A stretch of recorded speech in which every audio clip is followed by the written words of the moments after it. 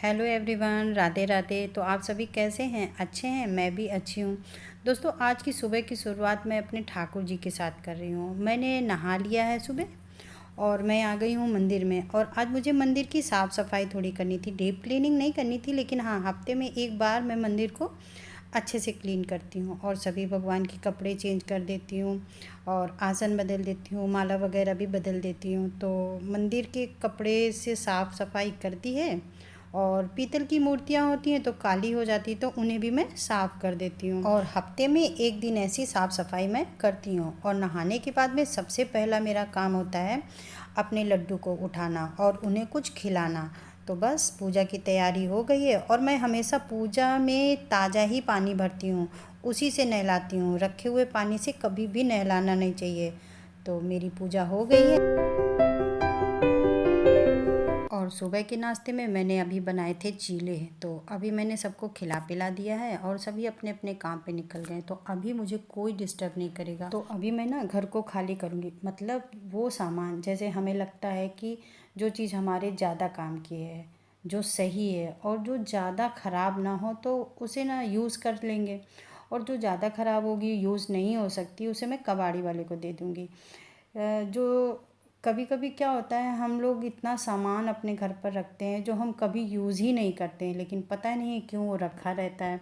इसी कारण न जाने कितना सामान घर पर पड़ा रहता है जो यूज़ ना के बराबर होता है। जैसे ये मेरी गाड़ी की लाइट बहुत पहले आई थी और अभी भी रखी हुई हैं और न जाने कब यूज़ होगी। खैर, कुछ चीज़ें तो ऐसी होती हैं जिन्हें मैनेज ही करना पड़ता है। फ़िलहाल तो ये सब काम होते रहेंगे। अब मुझे बनाना है खाना, तो मैं अब आ गई हूँ किचन में। और आज मैंने खाने में बनाया है चने की दाल और आलू सोयाबीन की सब्ज़ी। तो दाल मैंने पका ली है और सब्ज़ी मेरी अभी पक रही है। और खाने की तैयारी मैं आधे से ज़्यादा कर लेती हूँ। तो दाल मेरी बन गई है और सब्ज़ी मेरी पक रही है।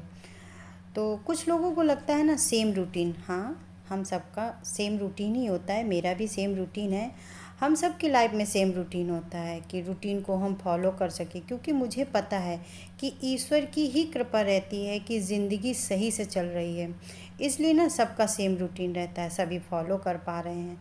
नहीं तो बहुत लोग तो ऐसे हैं ना जिनका सेम रूटीन तो क्या मतलब, उन्हें पता ही नहीं होता है कि उनका वक्त, उनका समय कहाँ जा रहा है। इसलिए अगर आप चाहते हो कि अपनी लाइफ में कुछ अचीव करना चाहते हो या आप कोई गोल करना चाहते हो, आप अपने एक रूटीन ज़रूर रखें, ताकि आपको पता हो कि कब मुझे क्या करना है, जिसे करने से ना आपको कोई मतलब प्रॉब्लम भी ना हो। और अपने लिए भी थोड़ा सा टाइम निकाल सकते हैं, क्योंकि घर का काम तो करना ज़रूरी है।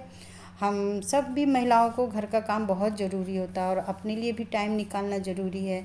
और अपने लिए भी हम जब ही टाइम निकाल सकते हैं जब हम एक रूटीन फॉलो करते हैं, तरीके से काम को करते हैं, समय पर कर सकें। जैसे कि मैं आज घर का रूटीन फॉलो करती हूँ तो कल मैं हवाई जहाज़ उड़ाने लग जाऊँ ऐसा होता नहीं है, पर लोगों को उम्मीद बहुत करते हैं कि एक दिन मैं प्लेन उड़ाऊँ, एक दिन मैं ट्रेन चलाऊँ, एक दिन घर में पोछा लगाऊँ। मतलब इतना ज़्यादा वेरिएशन नहीं होता है। हाँ यार, लाइफ ऐसी ही चलती है, नॉर्मल ही चलती है लाइफ। एक दिन नॉर्मल सब्जी रोटी बना ली, एक दिन दाल चावल बना लिया, कुछ ऐसे ही होता है। हर रोज़ हर एक की लाइफ एक जैसी नहीं होती है कि डेली डेली घूमने जा रहे हों। नॉर्मल लाइफ ऐसे ही चलती है। बाकी हर एक की लाइफ पर एक तरीका होता है ज़िंदगी जीने का।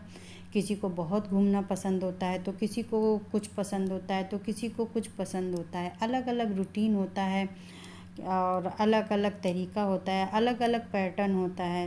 तो किसी का अलग टाइम टेबल होता है। तो मेरी दाल और सब्ज़ी बन गई है और आज मैंने चावल नहीं बनाया है। और रोटियां मैं ना पतली भी बेल सकती हूँ, लेकिन मैं ना बहुत ज़्यादा पतली रोटी नहीं बेलती। मैं बहुत ज़्यादा पतला पराठा या रोटी नहीं बनाती हूँ कि बहुत ज़्यादा पतला बनाऊँगी तो ये लोग उतना ही खाएंगे, और उतना ज़्यादा मोटा बना दो तो भी वो उतना ही खाएंगे। गिनती से ही खाते हैं, तो जिस हिसाब से खिलाना है उसी हिसाब से मैं खिलाती हूँ। इसलिए मैं रोटी और पराठा कभी भी पतला नहीं बनाती हूँ। और मेरे हस्बैंड सोचते हैं कि मुझे पतली रोटी बनानी ही नहीं आती है। एटलीस्ट खा तो लेते हैं। और पतली, कितनी भी पतली से पतली रोटी बनाओ और जब उन्हें खानी दो ही है तो फिर क्या फ़ायदा। फटाफट खाना बना के मैंने सभी को खाना खिला दिया है और मैंने ना अभी खाना नहीं खाया है। अभी खाऊंगी भी नहीं। अभी मैंने खाना बनाने से पहले बर्तन धुले थे, लेकिन खाना बनाने के बाद में भी उतने ही बर्तन फिर से हो गए। मतलब कितना भी अच्छे से काम कर लो फिर भी वो काम हो ही जाता है। कभी तो मुझे लगता है ना, मेरे यहाँ तो मेड रुकेगी ही नहीं, मुझे लगता है ऐसा। और मैं वीडियो के तहत ना आप लोगों से बहुत सारी बातें शेयर करती हूँ, उसमें हमारी भावनाएं होती हैं। आप भी ना एक फैमिली जैसे हो जाते हो, तो बहुत सी बातें हो जाती हैं। मुझे लगता है जैसे जैसे समय होता जा रहा है वैसे वैसे ना जिम्मेदारियाँ बढ़ती जा रही हैं। एक साथ में ना डबल काम करती हूँ, अपने घर और अपने यूट्यूब को मैनेज कर रही हूँ। देखने में लगता है ना कि करती ही क्या है, लेकिन सच बताएं मतलब जो करता है ना पता सिर्फ उसी को होता है। आपके साथ भी ऐसा ही होता होगा, मैं सच बता रही हूँ। सब लोगों को लगता है ना देखकर कि करती ही क्या है, कुछ तो नहीं करती हैं, ऐसा है वैसा है। लेकिन सच बताऊँ बहुत मुश्किल हो जाता है। सब कुछ मेंटेन करना ना और समय देना बहुत ही मुश्किल हो जाता है। लेकिन लोगों की शिकायतें हैं कि ख़त्म होने का नाम ही नहीं लेती हैं।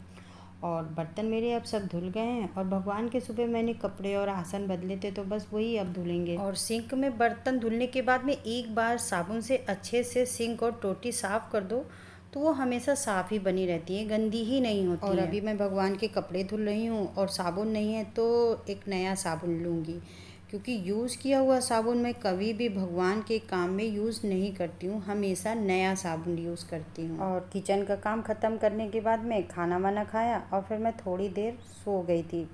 बहुत अच्छा लगा, आज सोई, थोड़ा सा बहुत रिलैक्स महसूस किया, क्योंकि रात में मैं थोड़ा सा जगी भी थी। तो अभी मैं सोई ना तो मुझे बहुत हल्का महसूस हुआ। और जब सो के उठी तो यहाँ पर 2-3 दिन से पानी नहीं बरसा था, तो बस वही पेड़ों में पानी डाल रही हूँ, क्योंकि यहाँ पर ना गर्मी बहुत पड़ रही है, उमस तो पड़ ही रही है इस समय। तो सुबह शाम अब पानी डालने की ज़रूरत पड़ रही है, तो वही है, पेड़ों में पानी डाला है। अब मैं जाऊँगी अपने लिए बनाऊँगी चाय, क्योंकि बस अभी मैं थोड़ी देर पहले ही सो के उठी हूँ।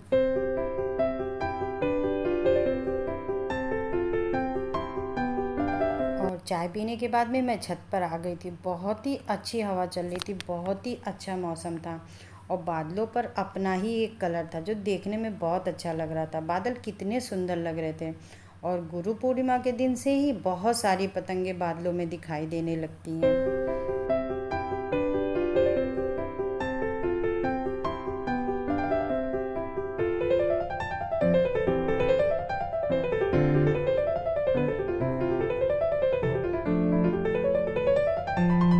और हमारे सभी देशवासियों को स्वतंत्रता दिवस की हार्दिक शुभकामनाएं। हमारा राष्ट्र निरंतर उन्नति करता रहे और हम सभी इसकी सफलता में अपना योगदान दें। आपको देशभक्ति और खुशी से भरे दिन की शुभकामनाएं। तो दोस्तों अब चलती हूँ और मिलती हूँ आपको नेक्स्ट वीडियो में। तब तक के लिए आप अपना ख्याल रखें। राधे राधे।